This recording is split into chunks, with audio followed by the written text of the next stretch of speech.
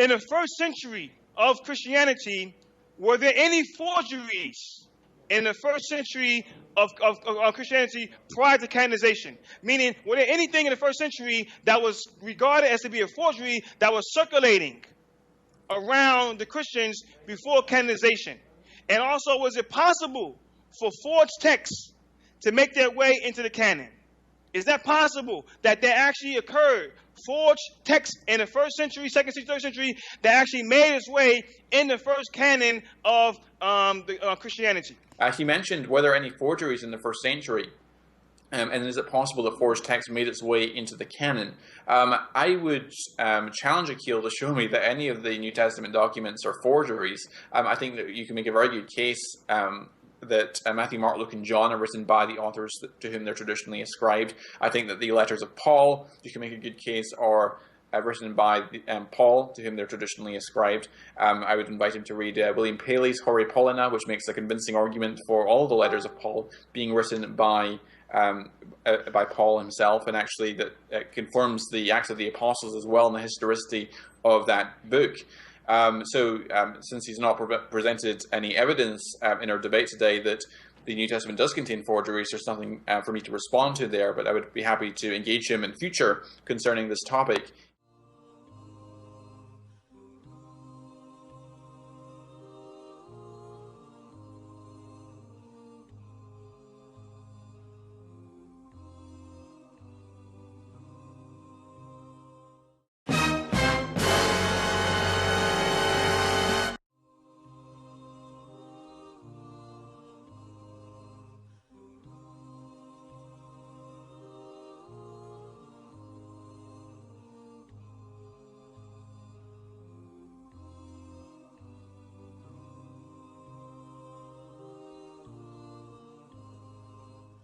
And let me show you real fast about the idea of it being changed.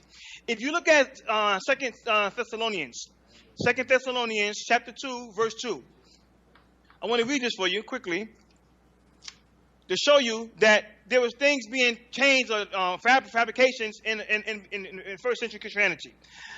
Concerning the coming of the Lord, our Lord, Jesus Christ, and our being gathered to him, we ask you, brothers, not to become easily unsettled or alarmed by some prophecy, report, or letters supposed to have come from us, saying that the day of the Lord has already come. So that means that Paul is saying that there are people who are out there giving false prophecies.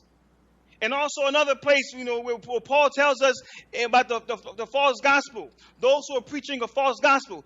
For if someone comes to you and preaches a Jesus other than the Jesus we preached, or if you receive a different spirit from the one you received, or a different gospel from the one you accepted, you put up with it easily enough. But I do not think I am in the least inferior to those super apostles. So it's quite evident that in the very early times of Christianity, there were doctrines, there were false prophecies, there were false gospels that were circulating.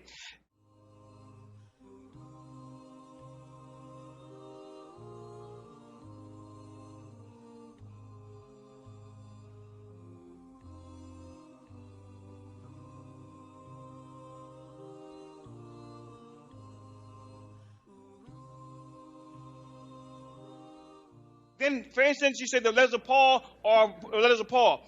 Who wrote Hebrews? It's almost by consensus that nobody actually knows who wrote Hebrews.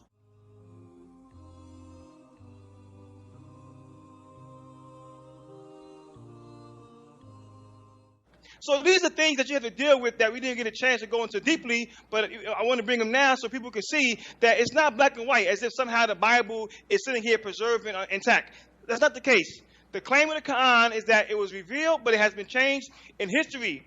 Bears testimony to it. So as to who wrote Hebrews, yes, we don't know who wrote Hebrews for certain, but nonetheless, the criteria of canonicity in the early church was apostolicity, had to be written by an apostle, or someone closely connected with an apostle, had to be orthodox, and it had to be Catholicity as well, had to be universally accepted. And the book of Hebrews, I would argue, there's a good case can be made that was written by Clement of Rome, and I can defend that, but Clement was connected with Paul, the apostle. And it clearly was someone connected with Paul because of the literary similarities. It even uses the same metaphor in Hebrews 5 as Paul uses in 1 Corinthians 3, suggesting that it was someone closely connected with Paul.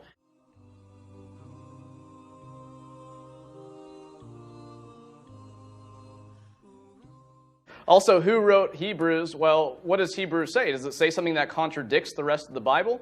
Does it say something that has a contradiction in there?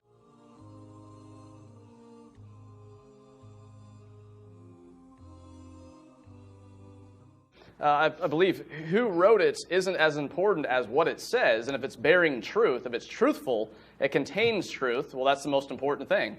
And I haven't found any contradiction in there comparing it to the rest of the New Testament or the Bible. Who wrote it isn't as important as what it says. Who wrote it isn't as important as what it says. So this is the reality. The Quran says the Bible was changed, it was corrupted, it was tampered with. History says so. Your scholars say so. What's the issue? It's almost a consensus that no one knows who wrote Hebrews. Do we know who wrote the book of Hebrews? No, we do not. Do we know who wrote the book of Hebrews? No, we do not. Who wrote Hebrews? Yes, we don't know who wrote Hebrews for certain. Who wrote Hebrews? Yes, we don't know who wrote Hebrews for certain. Who wrote it isn't as important as what it says. It's almost a consensus that no one knows who wrote Hebrews. Who wrote Hebrews? I don't know. Who wrote Hebrews? I don't know. Who wrote Hebrews? Don't know.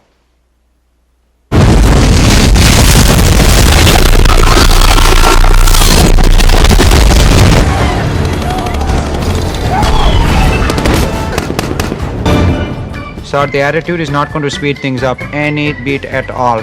I'm going to ask you to speak into the mouthpiece very clearly.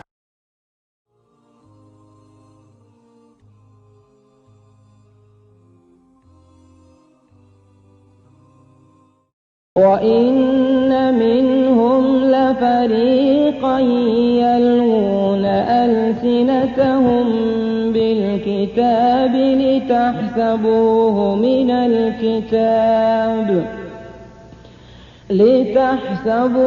مِنَ الْكِتَابِ وَمَا هُوَ مِنَ الْكِتَابِ وَيَقُولُونَ هُوَ مِنْ عِنْدِ اللَّهِ وَمَا هُوَ مِنْ عِنْدِ اللَّهِ وَيَقُولُونَ عَلَى اللَّهِ الْكَذِبَ وَهُمْ يَعْلَمُونَ